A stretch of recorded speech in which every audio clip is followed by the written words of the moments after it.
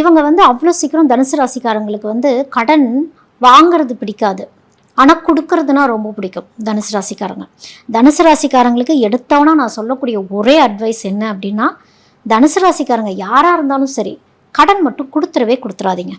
வாங்கின கடனை அடைக்கிறதும் உங்களுக்கு கொஞ்சம் சிரமம்தான்.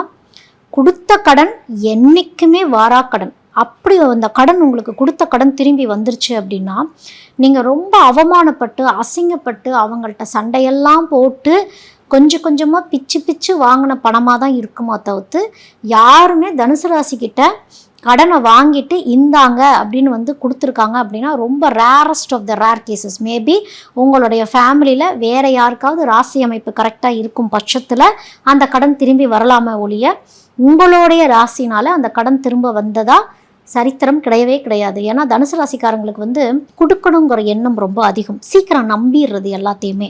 இவங்களுமே வந்து இந்த ஸ்டாக் மார்க்கெட்ஸ்ல எல்லாம் போய் பணத்தை விடுறது, என்ன பிஸ்னஸ்னே தெரியாமல் அகலக்கால் வைக்கிறது. ஏன்னா மல்டி டாஸ்கிங் மைண்ட் இருக்கக்கூடியவங்க இல்லையா தனுசு ராசிக்காரங்க. ஒரு வேலை பத்தாது, இன்னொரு வேலை பண்ணலாம், அந்த வேலை பண்ணலாம், இந்த வேலை பண்ணலாம். இப்படியே 9 to 5 ஜாப் போயிட்டு இருந்தால் கூட பிஸ்னஸ் மைண்டுன்னு ஒரு பக்கம் வேலை பார்த்துட்டே இருக்கும்.